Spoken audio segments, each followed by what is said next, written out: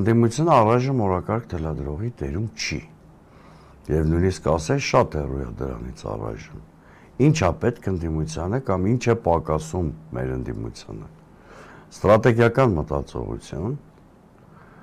քաղաքական խոսք եւ քաղաքականություն ընդհանրապես, կայուն արդյունավետ քաղաքական համակարգեր, գործողությունների ճանապարհային քարտեզ։ Ես կոչ եմ անում, հատկապես անցողիկության շեմը հաղթահարած խորհրդարանական երկու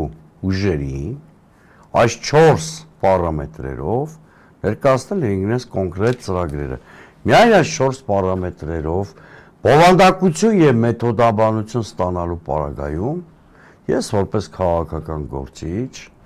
կարող եմ գնահատել ինստիտուցիոնալ ընդդիմության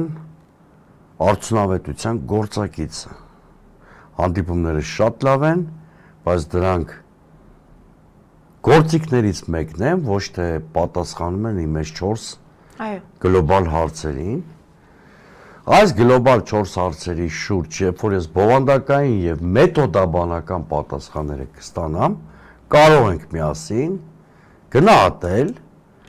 գործող տիտղոսային ընդդիմության, դա վիրավորական բառ չի դեպ ասեմ, տիտղոս, այսինքն խորհրդանում ներկայացված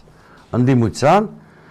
արդյունավետությունը, նրանց պոտենցիալը երկրում իսկապես ինչ-որ բան փոխելու առումով։ Ես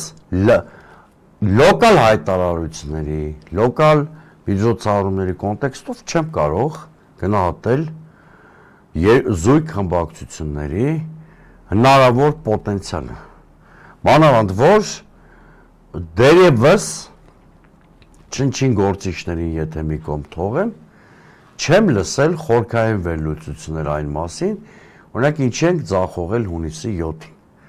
Իշխանության այլանդակությունների մասին գնահատականների ծանոթ եմ եւ համաձայն եմ։ Այո։ Բայց ես չեմ ուզենա հիմա մենք ամեն ինչ վերագրենք իշխանության այլանդակություններին, հասարակության սխալ ընտրությանը,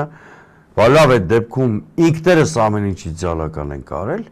ես բացարձակապես հեռու եմ այդ բանից, այդ մոտեցումից, որ ամեն ինչ մենք իդեալական ենք արել եւ ակնկալում եմ, որ մեր ընդդիմադիր գործընկերները, հատկապես այն ուժերը, որոնք խորհրդարան են անցել, ես որպես Սուրեն Սուրենյանց ու կուսակցության ղեկավար նաեւ ընտրությունների ակտիվ մասնակից, բովանդակային քննարկում մեր հասարակության հետ կունենանք